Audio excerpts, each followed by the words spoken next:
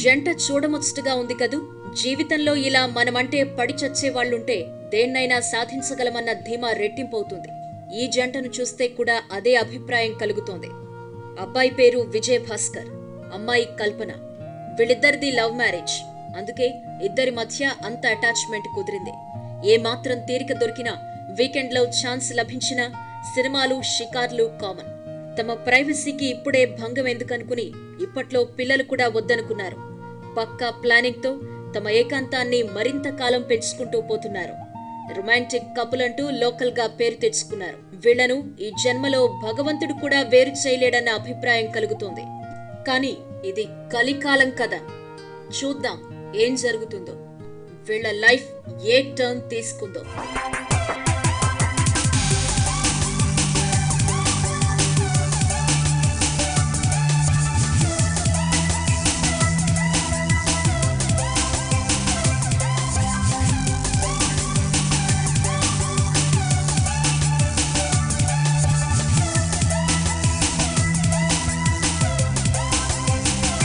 Vijay Bhaskar private employee.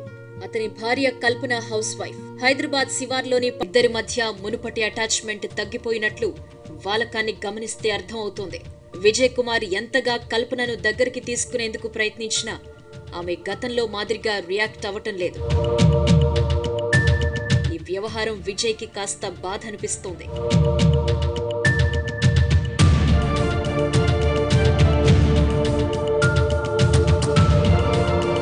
రోజు రాత్రి ఇద్దరూ బెడ్ మీదకు చేరారు. అసలు కల్పనలో ఈ మార్పెందుకో విజయ్ భాస్కర్ కు అర్థం కావటం లేదు. మనసులో దాచుకోవడం కన్నా ఆమెతో మాట్లాడితేనే కరెక్ట్ అనుకున్నాడు. కల్పన అలసిపోయినట్లుగా చలనం లేకుండా పడుకుంది. కల్పనను దగ్గరికి తీసుకునేందుకు ప్రయత్నించాడు విజయ్. కల్పన ఏమీ ప్రతిఘటించలేదు. కానీ ఏదో ఆలోచిస్తున్నట్లు కనిపిస్తోంది. అది గమనించిన విజయ్, ఏంటి మధ్య ముభావంగా ఉంటున్నావు? ఆరోగ్యం బాగలేదా? అడిగాడు విజయ్. ఏం లేదండి అని తేలిగ్గా తీసిపారేసింది కల్పన. బెడ్రూంలో గతంలో ఉండే ఆ ప్రవర్తన, భర్తతో గడిపే తీరులో తేడా కొట్టొచ్చినట్టు కనిపిస్తోంది. లేదు, ఏదో ఆలోచనల్లో మునిగి తేలుతున్నావు, బాధపడుతున్నట్టు కనిపిస్తున్నావు. ఏం జరిగింది చెప్పు. నా వల్ల ఏమైనా నీకు ఇబ్బంది కలిగిందా? చెప్పు చెప్పు కల్పన అడిగాడు విజయ్. లేదండి, మనసు బాలేదు, మరోసారి చెప్తాను అని తప్పించుకుంది కల్పన. కల్పన అలా ఎందుకంటుందో తెలియడం లేదు విజయ్కి. అయినా మళ్లీ మళ్లీ అడిగితే ఇబ్బంది పడుతుందేమో అనుకుని ఆ టాపిక్ అంతటితో వదిలేశాడు విజయ్.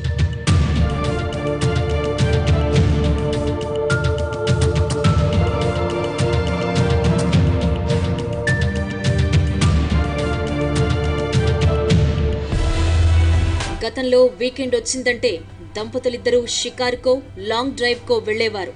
కానీ కొద్ది రోజులుగా కల్పన అలాంటి వాటిని ప్రిఫర్ చేయటం లేదు. ఏం జరిగిందో తెలియక విజయ్ భాస్కర్ జుట్టు పీక్కున్నా అర్థం కావడం లేదు. చివరకు విజయ్ మద్యం తాగడం అలవాటు చేసుకున్నాడు. వీకెండ్ వచ్చిందంటే మందు కొట్టి ఇంటికొస్తున్నాడు.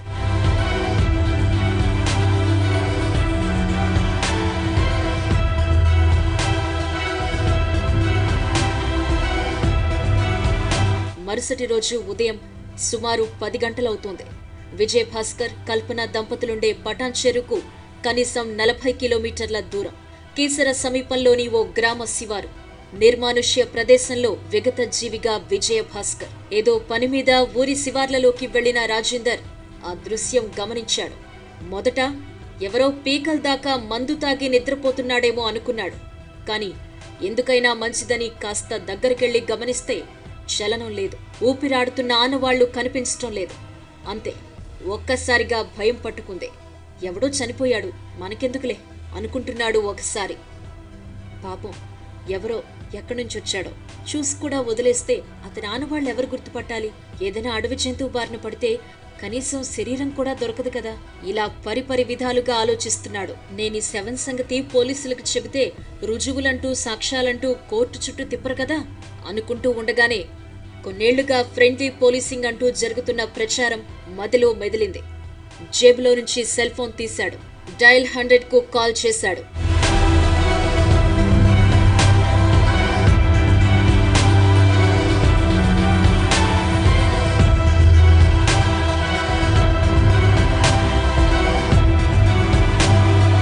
కాసేపట్లోనే ఎస్ఐ అనంత్, కానిస్టేబుల్ ధర్మేంద్ర అక్కడకు చేరుకున్నారు.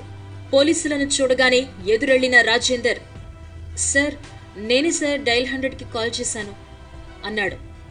అవునా, స్పాట్ ఎక్కడా చూపించు అన్నాడు ఎస్ఐ అనంత్. మృతదేహానికి దగ్గరగా వెళ్లిన ఎస్ఐ అనంత్, ఇతన్ని నువ్వెప్పుడైనా చూసావా అని రాజేందర్ని అడిగాడు.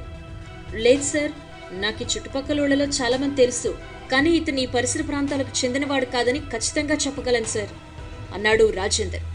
మిస్టర్ ధర్మేందర్, డెడ్ బాడీ దగ్గర ఏమైనా ఆనవాళ్లు దొరుకుతాయేమో చూడు అన్నాడు ఎస్ఐ అనంత్.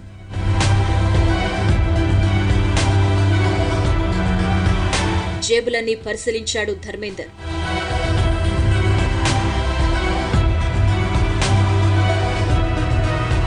సార్, ఈ ఒక్క ఐడెంటిటీ కార్డ్ మాత్రం దొరికింది సార్ అన్నాడు కానిస్టేబుల్. చుట్టుపక్కల ఏమైనా దొరుకుతాయేమో చూడు అని ఆదేశించాడు ఎస్ఐ.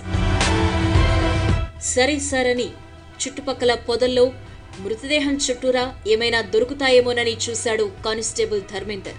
ఎస్ఐ పరిసరాలన్నీ నిశితంగా గమనించాడు.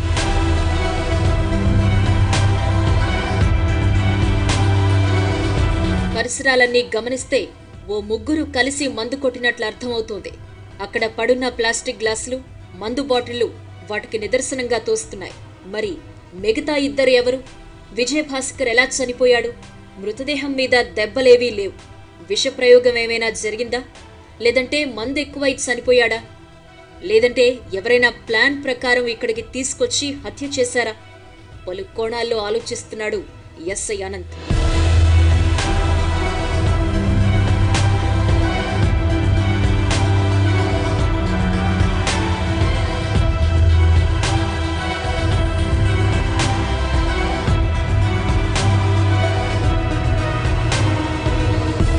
ఎస్ఐ అనంత్ చేతిలో విజయభాస్కర్ ఐడి కార్డు ఉంది. ఆ కార్డులో ఉన్న అడ్రస్లో సమాచారం ఇవ్వాలి అంటూ కానిస్టేబుల్ ధర్మేందర్ను ఆదేశించాడు ఎస్ఐ. అధికారి ఆదేశాలతో పటాన్ చెరు వెళ్లాడు కానిస్టేబుల్ ధర్మేందర్. విజయభాస్కర్ ఇంటికి వెళ్లి బెల్ కొట్టాడు. కల్పన వచ్చి తలుపు తీసింది. నీరసంగా కనిపిస్తోంది.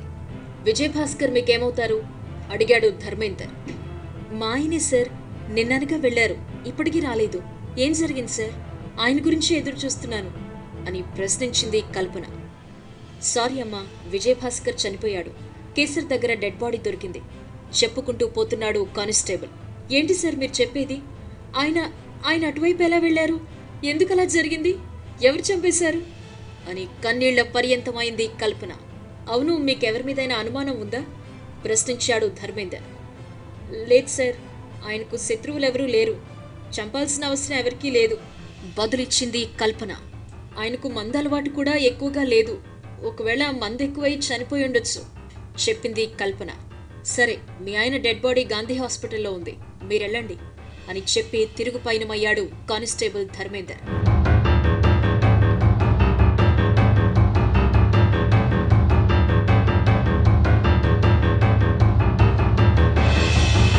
ఎస్ఐ ఛాంబర్లోకి వచ్చాడు ధర్మేందర్.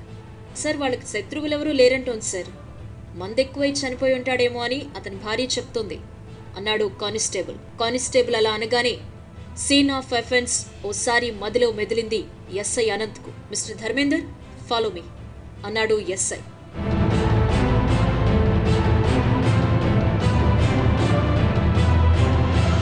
విజయభాస్కర్ చనిపోయిన స్థలానికి చేరుకున్నారు ఎస్ఐ, కానిస్టేబుల్. ఆ ప్రదేశంలో 3 ప్లాస్టిక్ గ్లాసులు అలాగే ఉన్నాయి. మద్యం బాటిల్ కూడా పక్కనే ఉంది.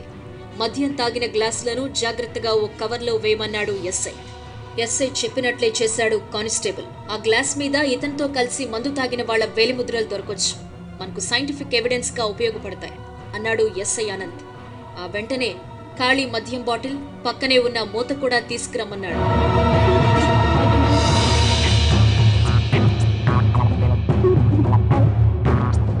బాస్ చెప్పినట్లే ఆ బాటిల్ మూతను తెచ్చి ఎస్ఐ చేతికిచ్చాడు కానిస్టేబుల్.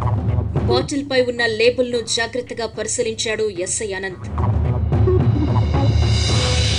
మిస్టర్ ధర్మేందర్, మనకు కావాల్సింది దొరికింది, వెళ్దాం పదా అన్నాడు ఎస్ఐ. కానిస్టేబుల్ కు ఏమీ అర్థం కాలేదు. బాటిల్ మీదున్న లేబుల్లో ఏముంది అనుకున్నాడు. ఇదిగో ఈ బాటిల్ లేబుల్ జాగ్రత్తగా కవర్లో వేసుకునొచ్చాయి అన్నాడు ఎస్ఐ. అలాగే అంటూ వాటిని పక్కనే ఉన్న కవర్లో వేసుకుని ఎస్ఐ వెంట నడిచాడు కానిస్టేబుల్.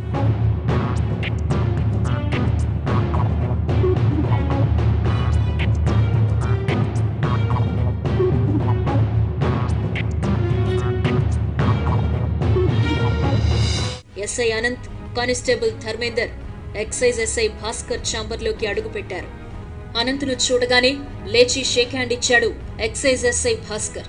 కూర్చోమంటూ తన ఎదురుగా ఉన్న కుర్చీ చూపించాడు. చెప్పండి ఎస్ఐ గారు, ఇలా మా స్టేషన్కి వచ్చారు అడిగాడు భాస్కర్.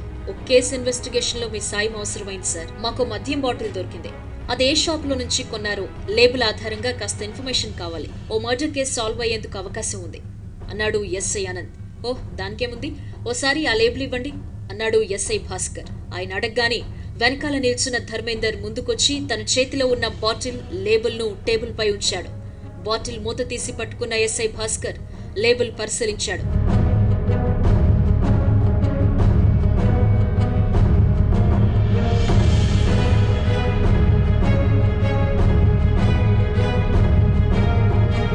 ఆ లేబుల్ నంబర్ నోట్ ప్యాడ్ లో రాసుకున్నాడు. అల్మరాలో ఉన్న లేబుల్స్ రిజిస్టర్ బయటకు తీశాడు ఎక్సైజ్ ఎస్ఐ భాస్కర్. తాను రాసుకున్న లేబుల్ నంబర్ను రిజిస్టర్లో రికార్డ్ అయిన నంబర్లతో పోల్చి చూస్తున్నాడు.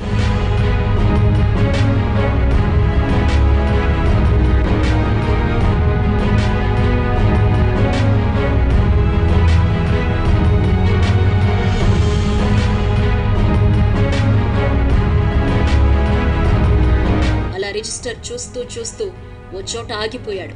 వెతుకుతున్న ఇన్ఫర్మేషన్ దొరికిందన్నట్టు పెన్ను తీసుకుని లేబుల్ నంబర్ రాసున్న నోట్ ప్యాడ్ లో ఆ లేబుల్ నంబరున్న మద్యం బాటిళ్లు అలాట్ చేసిన షాప్ పేరు కూడా రాశాడు. ఫైల్ పక్కన పెట్టేసి నోట్ ప్యాడ్ ను ఎస్ఐ అనంత్ ముందుంచాడు. చూడండి మిస్టర్ అనంత్, ఈ లేబుల్లో ఉన్న మద్యం బాటిల్ లింగంపల్లిలో ఉన్న వైన్ లిక్కర్ సెంటర్ కు సరఫరా చేశాం.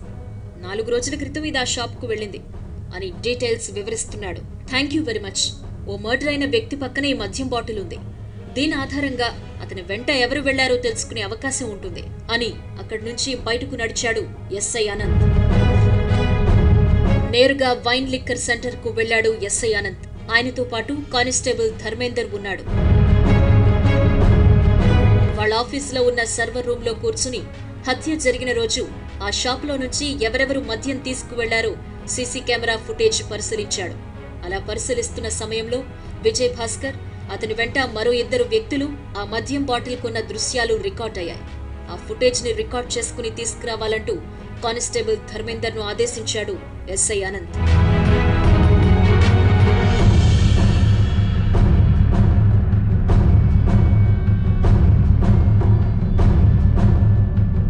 తన సీట్లో కూర్చున్నాడు ఎస్ఐ అనంత్. ఎదురుగా విజయ్ భాస్కర్ భార్య కల్పన కూర్చుంది. చూడండి కల్పన గారు, మీరిచ్చే సమాచారం మాకు చాలా ముఖ్యం. మీరు మాకు సహకరించకపోతే మిమ్మల్ని కూడా అనుమానించాల్సి వస్తుంది అన్నాడు ఎస్ఐ. ఏంటి సార్, మీకేమైనా ఆధారాలు దొరికాయా అడిగింది కల్పన. అవును అని తన సిస్టంలో కాపీ చేసిన సీసీ కెమెరా దృశ్యాలను కల్పనకు చూపించాడు ఎస్ఐ. మీ ఆయన చనిపోయిన రోజు వీళ్ళిద్దరూ వెంటుండి మద్యం కొన్నారు. వీళ్ళు ముగ్గురు కలిసి మద్యం తాగిన తర్వాత మీ ఆయన్ని హత్య చేశారు అన్నాడు ఎస్ఐ.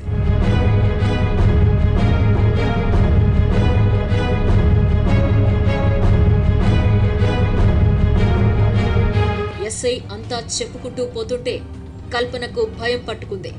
నోట్లో మాట రావడం లేదు. మీ ఆయనతో ఉన్న వీళ్ళు మీకు తెలుసా అడిగాడు ఎస్ఐ. తెలుసు సార్ అంది కల్పన. ఎవరు ప్రశ్నించాడు ఎస్ఐ. సార్ ఆ ముందున్న వ్యక్తి రమేష్ సార్. వెనుకున్న తను రమేష్ ఫ్రెండ్. రమేష్ నీకు ముందే తెలుసా గద్దించాడు ఎస్ఐ. కల్పన తలదించుకుంది. అవును సార్, అతను మా కాలనీలోనే ఉంటాడు. రోజూ మంచిగా మాట్లాడేవాడు. ఎప్పుడైనా చిన్న చిన్న పనులుంటే చేసి పెట్టేవాడు. అలా నాకు దగ్గరయ్యాడు. మా ఆయనకు తెలియకుండా తప్పు చేశాను. నన్నెంతో బాగా చూసుకునే మా ఆయనకు ద్రోహం చేశాను అని చేతుల్లో ముఖాన్ని దాచుకుని కుమిలి కుమిలి ఏడుస్తోంది కల్పన.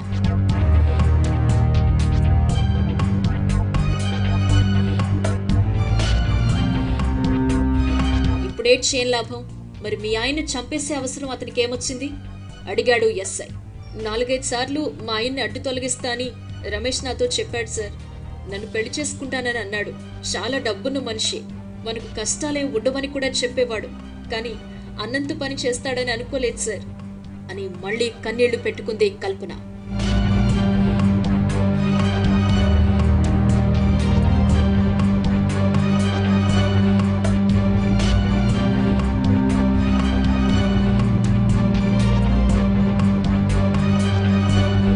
చూడు కల్పన, అనైతిక సంబంధానికి అలవాటు పడి కట్టుకున్న భర్తనే దూరం చేసుకున్నావు. నిన్ను ప్రాణంలో చూసుకునే భర్త ప్రాణం తీసేందుకు పరోక్షంగా కారకురాలివయ్యావు అని చీవాట్లు పెట్టాడు ఎస్ఐ. కల్పన ఇచ్చిన సమాచారంతో రమేష్ను, అతనికి సహకరించిన నరేష్ను వెంట పెట్టుకొచ్చాడు కానిస్టేబుల్ ధర్మేందర్. కల్పనతో సహా అందర్నీ కస్టడీలోకి తీసుకోవాలని ఆదేశించాడు ఎస్ఐ ఆనంద్.